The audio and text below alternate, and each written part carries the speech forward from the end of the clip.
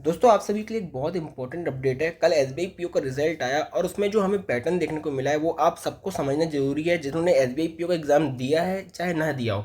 और जो लोग आगे जाके बैंकिंग के एग्ज़ाम देने वाले हैं उन सभी के लिए वीडियो बहुत इंपॉर्टेंट होने वाली है, क्योंकि हमको ये पैटर्न जरूर समझना पड़ेगा। ठीक है, ये आगे आने वाले एग्जाम में इसका इम्पैक्ट जरूर पड़ेगा।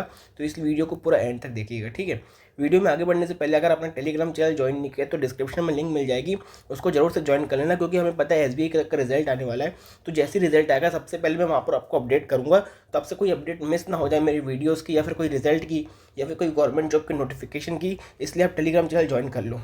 हमें पता है कल एसबीआई पीओ का मेंस का रिजल्ट आया, मतलब बहुत सारे बच्चे इंटरव्यू के लिए क्वालिफाइड हुए। ठीक है, पिछले 4-5 सालों में हमने देखा है कि जितनी एसबीआई पीओ में वैकेंसी आया करती थी वो 2000 के आसपास वैकेंसी आया करती थी। ठीक है, लेकिन पिछले 5-6 सालों में ऐसा हुआ है कि पहली बार वैकेंसी बहुत ज़्यादा कम आई है, वो सिर्फ 600 है। ठीक है, अब एसबीआई ने अपने नोटिफिकेशन में ये साफ किया हुआ है कि हम इंटरव्यू के लिए उतने बच्चों को क्वालिफाई करेंगे जितनी वैकेंसी है उसके 3 गुना को, मतलब जैसे 600 वैकेंसी है तो 1800 बच्चे मेंस क्वालिफाई करेंगे और वो इंटरव्यू देने जाएंगे। ये एसबीआई की नोटिफिकेशन में भी लिखा हुआ है और पिछले 5-6 सालों का ट्रेंड देखें तो यही हमें देखने को मिलता है। ठीक है, लेकिन इस बार ऐसा हुआ है कि 600 वैकेंसी उसके बाद भी जो मेंस क्वालिफाई किए बच्चे वो 875, मतलब सिर्फ इतने बच्चे इंटरव्यू देंगे। ठीक है, अब ऐसा क्यों? देखो, कल से यूट्यूब में बहुत सारे वीडियो बने और मैंने बहुत ज़्यादा मतलब सभी के वीडियोस देखे और सबकी चीज़ों को एनालाइज किया, तो मुझे एक बात समझ में आई कि इसके दो पोटेंशियल रीज़न हो सकते हैं। या तो इसमें एक रूल है मिनिमम क्वालिफाइंग मार्क्स का, ठीक है, वो इसमें अप्लाई हुआ होगा। मतलब एसबीआई ने कहा था कि हम एक मिनिमम क्वालिफाइंग मार्क्स डिसाइड करेंगे, अगर बच्चे ने उतना स्कोर किया है तो ही वो पास होगा, अगर उतना स्कोर नहीं किया है तो हम उसको कंसिडर नहीं करेंगे।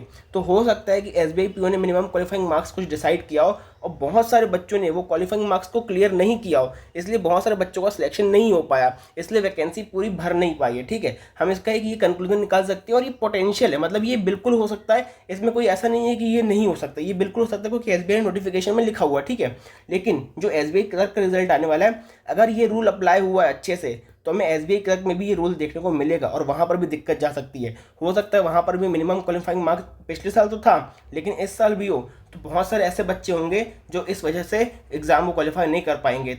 उसके बाद जो सेकंड पोटेंशियल रीज़न ये हो सकता है कि एसबीआई ने वैकेंसी को कम कर दी हो। ठीक है, हमें पता है कि एसबीआई अपना फोकस सीबीओ की तरफ शिफ्ट कर रहा है। देखो, हर साल 2000 वैकेंसी आती थी, इस बार 600 वैकेंसी आई है। हमें पता है जो लास्ट टाइम सीबीओ का एग्जाम हुआ था उसमें 2000 के ऊपर वैकेंसी आई थी, और अभी कुछ ही दिन पहले एसबीआई का नया नोटिफिकेशन आया सीबीओ में जिसमें 2500 के आसपास वैकेंसी है। इसका मतलब साफ है कि एसबीआई जो अपना फोकस है वो सीबीओ की तरफ शिफ्ट कर रहा है, उसको पीओ की तरफ अब ज़्यादा इंटरेस्ट नहीं रहा। क्यों ऐसा क्यों कह सकते हैं हम? क्योंकि वो चाहते हैं कि ज़्यादा से ज़्यादा एक्सपीरियंस वाले पर्सन आए, फ्रेशर्स वो नहीं चाहते।